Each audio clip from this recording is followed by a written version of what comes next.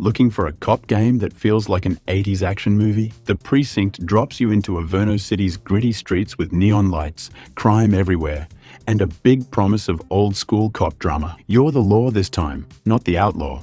But is that enough to keep things exciting? First up, the aesthetic. The Precinct drops you into Averno City, a gritty, neon-lit world that feels like something straight out of Miami Vice or RoboCop. Everywhere you look, it's glowing signs, dark alleys, and that classic arcade action movie energy. It nails that 80s look, but with modern polish, so it feels retro and fresh at the same time. If you love games that really set a mood, this one delivers on that front for sure. You play as Nick Cordell Jr., a rookie cop with a lot to prove. Your dad was a legendary officer, but he was killed on the job. Now it's your turn to step up and clean up the streets of Averno City. The story pulls you in early with a solid mix of action and drama. Every mission feels like it has weight, especially when you're making tough calls under pressure. You'll feel like you're part of a gritty police thriller the whole time.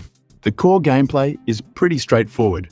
You're the new cop in town, patrolling the streets, chasing down bad guys, and keeping order. The game sets clear rules for how you're supposed to act as a cop, when you can draw your gun, when to make arrests, and when things cross the line. There's a detailed handbook in-game that tells you exactly what's allowed and what's not. This adds a bit of realism and strategy, because you can't just go wild and expect no consequences. But here's where things get a bit tricky. The game leans hard into the idea of police as heroes, and it doesn't leave much room for questioning that role. Right from the start, you get this big speech about cops being overworked, underpaid, and mostly doing good, while brushing aside the idea that a few bad apples can spoil the bunch. The first mission has you shooting bank robbers who are coming out guns blazing, and the game makes it clear that you had no choice. Later on, you're writing parking tickets, dealing with graffiti artists, and chasing down petty criminals. The way it handles these smaller crimes can feel a bit off, especially when you end up pointing your gun at someone just for spray painting a wall. The game's world doesn't seem interested in questioning whether that's over the top. It just rolls with it. One of the coolest things about the Precinct is how it lets you choose your playstyle. Want to be sneaky? You can sneak around, avoid fights, and disable security cameras. Prefer going in loud? Grab your weapons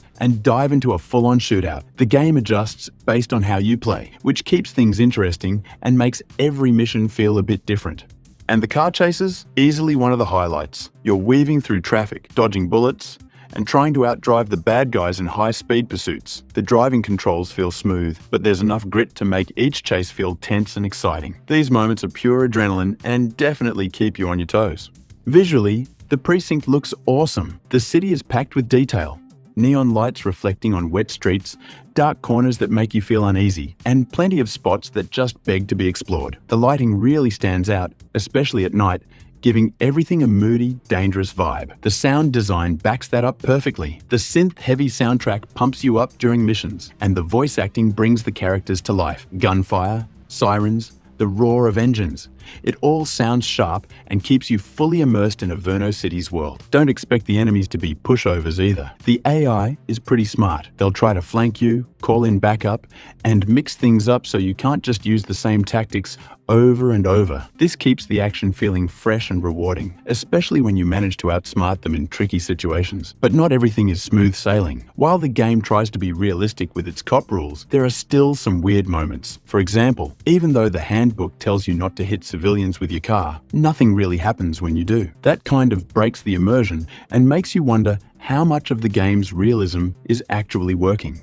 Also, the way it handles the whole good cop angle can feel outdated. Modern police dramas have become a lot more aware of the real-world issues surrounding law enforcement, but the Precinct seems stuck in the past. If you're looking for a game that digs deeper into those themes, this one might leave you a bit disappointed. So, is the Precinct worth playing based on demo? If you love the look and feel of 80s cop dramas and you want a sandbox full of police action, this game definitely scratches that itch. The driving, the shootouts, and the retro vibe all come together to make something fun and flashy. But if you're hoping for a more thoughtful take on police work, or a game that holds up under modern scrutiny, you might find it lacking. If you're wondering how GTA 5 is doing in 2025 and whether it's still worth diving back into, there's a review waiting for you. That game has been around for a long time. Want to know what's new, what still holds up, and if it's worth your time now? Just click the link to watch GTA 5 Review 2025 and get all the details.